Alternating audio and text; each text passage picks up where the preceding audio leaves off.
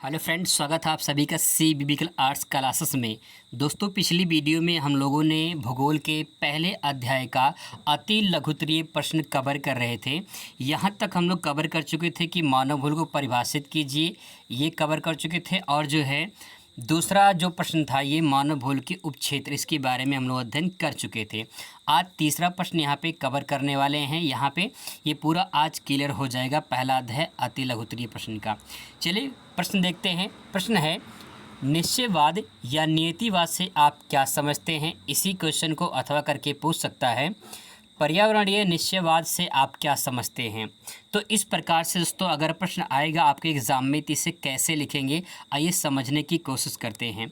यहाँ पे लिखा है पर्यावरण निश्चयवाद या फिर निश्चयवाद या फिर नियतिवाद। ये तीन तरीके से जो है यहाँ पे आपसे प्रश्न पूछा जा सकता है। तीनों का आंसर सेम होगा क्योंकि तीनों का मतलब एक ही होता है। अगर यहाँ पे बात करें निश्चयवाद या नियतिवाद, तो इसका मतलब ये है, निश्चय का मतलब क्या होता है, जो पहले से निश्चित है, जो तय है। प्रकृति ने तय कर दिया है कि नदी बह रही है तो नदी बह रही है। प्रकृति ने तय कर दिया है कि सूरज उदय होगा तो सूरज उदय होगा। प्रकृति ने तय कर दिया है कि दिन रात होगा तो दिन रात होगा। ये निश्चित है दोस्तों, ये प्रकृति ने तय कर दिया है। इसका मतलब ये है कि जो ये निश्चयवाद है इसमें जोर किस पे दिया जा रहा है? प्रकृति पर। सारा खेल किसका है इसमें दोस्तों? प्रकृति का है। आइए परिभाषा समझते हैं, इसके बाद आपको आसानी से समझ में आ जाएगा कि निश्चयवाद की विचारधारा क्या कहना चाह रहा है। देखिए, जो निश्चयवाद है ये क्या है? एक विचारधारा है। विचारधारा कैसी है? जर्मन विचारधारा है। जर्मन के कुछ भूगोलवेत्ता हैं जिन्होंने अपने विचार प्रकट किए हैं, अपने थॉट, अपने मन की भावनाएं उसे प्रकट किया है कि असल में निश्चयवाद है क्या। आप भी अपने विचार प्रकट कर सकते हैं। आप अपने थॉट, अपने जो मन के अंदर जो भावनाएं हैं उसे आप व्यक्त कर सकते हैं, वही विचारधारा कहलाती है। तो ऐसे जर्मनी के कुछ भूगोलवेत्ता थे, उनकी जो विचारधारा है, आइए उन्हीं को विचारधारा को समझते हैं कि निश्चयवाद या नियतिवाद क्या होता है। उन्होंने कहा है कि इस विचारधारा के अनुसार मनुष्य अपने पर्यावरण के अधीन है, अर्थात सभी क्रियाकलाप प्रकृति द्वारा नियंत्रण होते हैं। अधीन का मतलब क्या होता है कि उसी के अधीन, उसी के अनुसार काम करना।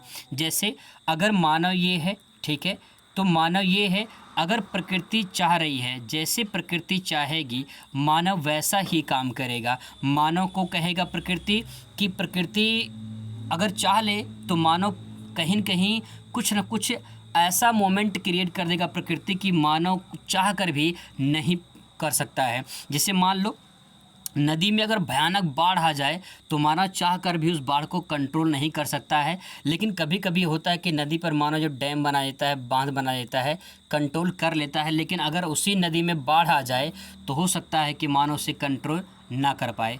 तो सिंपल सी बात दोस्तों यहाँ पे ये है कि मानव जो है वो निर्भर किस पे है? प्रकृति पर निर्भर है, प्रकृति के अधीन है और प्रकृति के ही द्वारा वो काम करता है। इस परिभाषा को और थोड़ा क्लियर करते हैं और आपको स्पष्ट हो जाएगा कि मानव शक्तियों की अपेक्षा प्राकृतिक शक्तियों की विचारधारा, मानव शक्तियों की अपेक्षा प्राकृतिक शक्तियों की प्रधानता स्वीकार करने वाली विचारधारा है।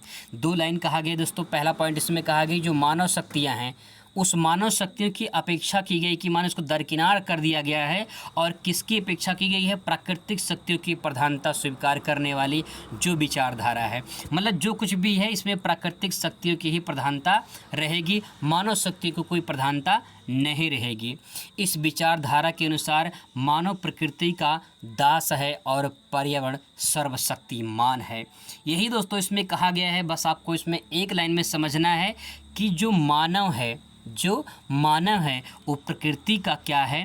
प्रकृति का दास है, प्रकृति का गुलाम है। और पर्यावरण जो है, जो प्रकृति है, वही सब कुछ है, वही सर्वशक्तिमान है और वही चाह रहा है मानव को जैसा चाहेगा वैसा नचाएगा।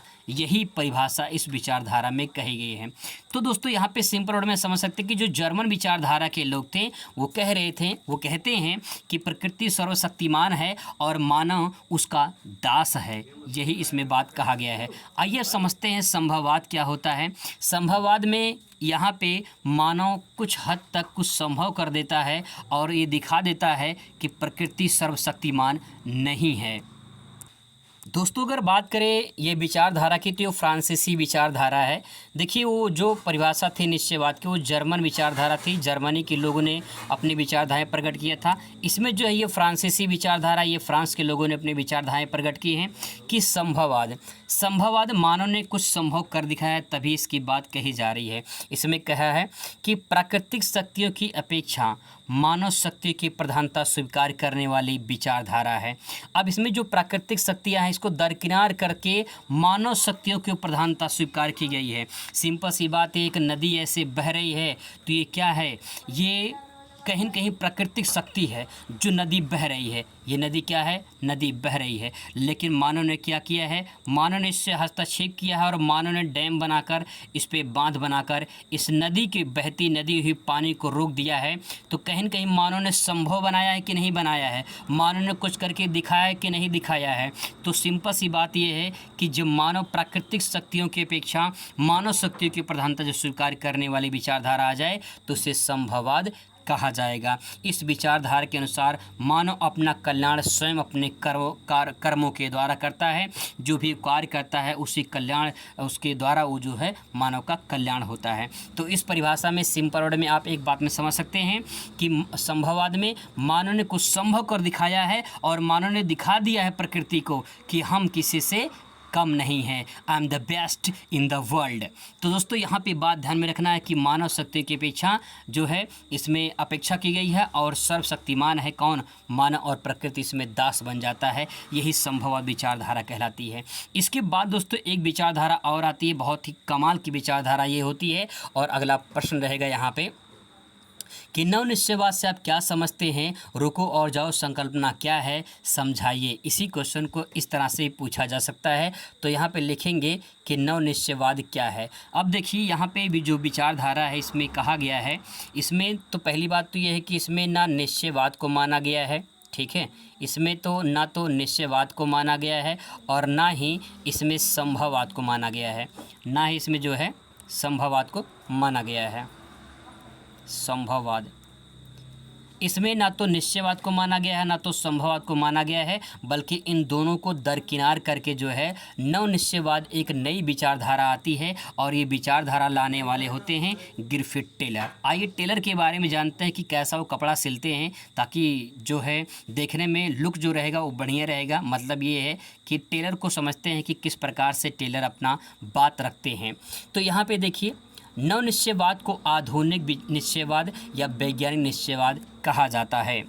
वास्तव में ना तो प्रकृति का मनुष्य पर नियंत्रण है और ना ही मनुष्य का प्रकृति पर विजयता प्राप्त है।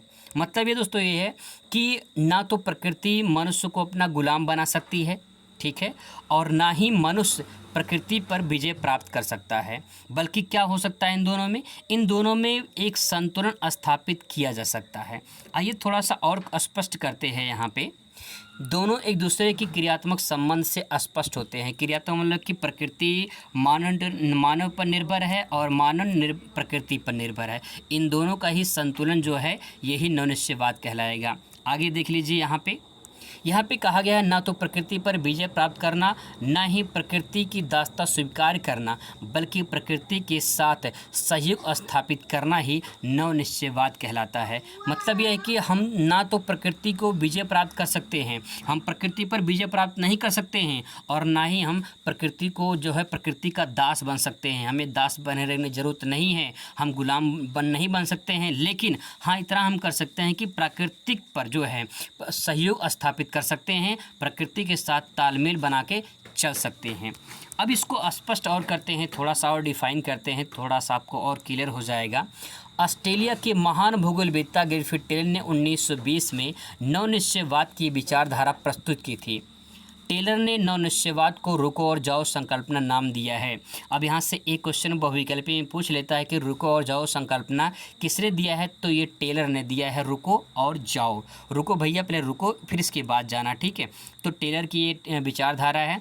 अब इसको विचारधारा को जो है समझाने के लिए इन्होंने एक उदाहरण लिया है। जैसे देखिए, टेलर ने इस विचार को समझाने के लिए एक नगर के चौराहे के यातायात को नियंत्रण जो है बत्तियों का उदाहरण लिया है। जैसे उन्होंने कहा है जैसे शहर में चौराहा होता है और चौराहे पर जो है एक जो है सिग्नल लगा होता है जिसमें लाल बत्ती, पीली बत्ती, हरी बत्ती लगी रहती है। लाल बत्ती का अर्थ क्या होता है? रुको। पीली बत्ती का अर्थ क्या होता है? तैयार रहो। और हरी बत्ती का अर्थ क्या होता है? जाओ।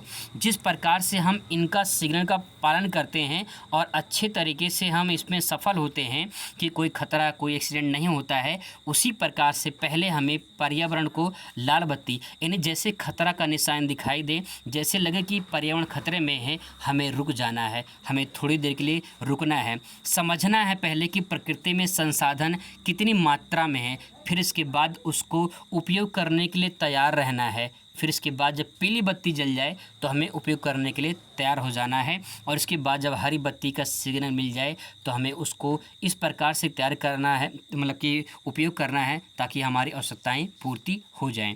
तो दोस्तों ये जो परिभाषा बताया गया है यहाँ पे, ये ग्रिफिथ टेलर के द्वारा बताया गया है। इस एग्जाम्पल को आप आसानी से लिख सकते हैं, समझ सकते हैं। तो दोस्तों ये 5 प्रश्न थे जिसको 2 पार्ट में मैंने कवर किया है। आई होप कि आपको समझ में आया होगा।